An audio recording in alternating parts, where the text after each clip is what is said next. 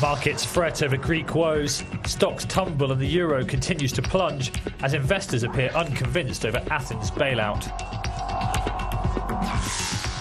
New York police stop a Pakistani-born American from leaving the country to face allegations he planted a car bomb in Times Square. North Atlantic airspace reopens after a brief closure from the threat of volcanic ash. Sprint finish for UK election. The three men vying to become Britain's next Prime Minister are campaigning with less than 48 hours to go. Spain's Prime Minister has been forced to deny a financial market rumour that his country was about to ask for €280 million in aid from Europe. José Luis Rodríguez Zapatero said that idea was complete madness, and he insisted Spain is strongly solvent. At a news conference in Brussels, where he was questioned about Greece's problems, Zapatero said any speculation about other parts of the Eurozone is completely unfounded and irresponsible. Some economists have speculated that Spain's poor economic prospects could eventually lead it to suffer Greek-style financial problems. But Euronews business reporter Constantino de Miguel says Spain's situation is indeed difficult. There was a big slump in the housing sector, which dramatically increased private debt. There is massive unemployment, 20%, a budget deficit of over 11%. However, Spain, unlike Greece, has good and clear economic figures, and the Spanish economy is more diverse than Greece. It makes up 12% of the Eurozone economy. So considering that, maybe investors have overreacted. But if Madrid were to confirm that it needed help from the IMF, there would be dramatic consequences for Europe as a whole. The aid rumour was one factor driving down shares on the Madrid Stock Exchange on Tuesday. Zapatero said his country's policy would not be dictated to by the markets, adding the economic outlook is on the side of growth. Anger on the streets of Athens as several thousand public sector workers voiced their opposition to austerity measures announced by the Greek government. This protest could be just a taste of what's to come on Wednesday, when private sector workers are due to join the 48-hour public sector walkout. Services around the country are expected to grind to a halt. Proposed money-saving measures put before Parliament in the draft bill include pay freezes, pension cuts and increased taxes. Teachers, civil servants and pensioners joined forces to urge the government not to make them pay for the country's financial mistakes.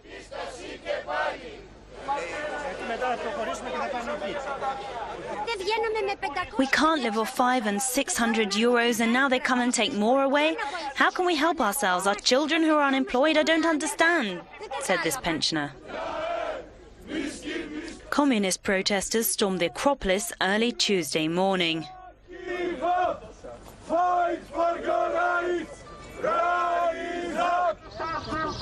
They're calling for Europe-wide demonstrations against the Greek government's plans. A Pakistan-born US citizen arrested as he tried to board a flight at JFK Airport is set to appear before judges in New York later today to face allegations he planted a car bomb in Times Square. The man has been named as 30-year-old Faisal Shahad. FBI agents have been searching his Connecticut home for most of Tuesday.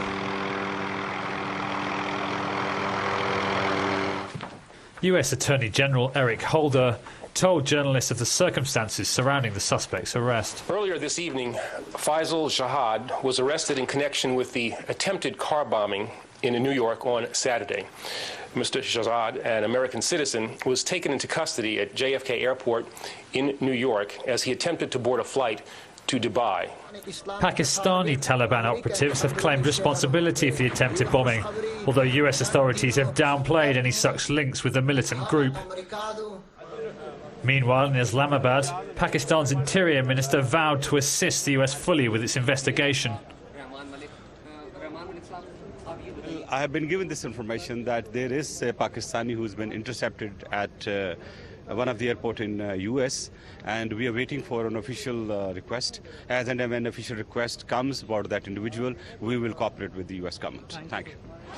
A bomb-laden SUV was left in Times Square late on Saturday evening, prompting a mass evacuation. It was discovered after a street vendor noticed smoke coming from the vehicle and alerted police. BP is using two methods to stem the flow of oil into the Gulf of Mexico. Work has begun on a secondary well to draw off the gushing oil, but that could take weeks. In the meantime, the company is constructing a giant funnel to contain the leak. The funnel will weigh 98 tons and should, in theory, collect 85% of the oil spilling into the sea. BP have never used this method at such a great depth, and they can't guarantee it'll work. The hood of the funnel, a 40-foot iron box, will be placed on top of the leak, channeling the oil to the surface where it'll be collected by a barge. Many commercial fisheries in the region are under threat from the spill, and the toll on wildlife living on the coastlines affected is particularly worrying for environmentalists. Despite the many miles of booms lying in the sea to stop the oil reaching land, it continues to spread, threatening coastlines in 4 US states. There have been reports of dead sea turtles in Mississippi, an area that is home to 5 endangered species of the creature, and BP has sent teams of cleanup workers to search the beaches for more. British Petroleum continues to take a financial hammering as it struggles to stem the flow of oil into the Gulf of Mexico following the destruction of its drilling rig there. BP says its efforts to avert an even greater environmental disaster are costing €4.5 million a day. The spill after the rig blew up and sank is fueling opposition to White House plans for more offshore drilling around the US. With a massive oil slick heading towards the coast, BP has said it will give $25 million to each of the 4 affected states: Louisiana, Mississippi, Alabama and Florida. Shares in the London-based oil major continue to tumble. €25 billion has now been wiped off the value of BP since the rig caught fire. The spill has led the governor of California, Arnold Schwarzenegger, to reverse his decision to push for more drilling off the coast of his state. Schwarzenegger said, "Why would we want to take that kind of risk?" Northern Atlantic airspace has been given the all clear after a brief new volcanic ash alert for aviation. The air traffic agency Eurocontrol says European flights are back to normal and expected to stay that way after the reopening of airspace over Ireland and parts of western Scotland. Flights were allowed to resume from Irish airports after a 6-hour suspension. The UK reopened a Scottish no-fly zone. Flights in much of continental Europe were operating normally. This was after confirmation of acceptable concentrations of drifting ash from the same volcano in Iceland that stopped European air travel last month. Airspace closures in April cost Europe's airlines up to €2.5 billion, grounding passengers all over the world.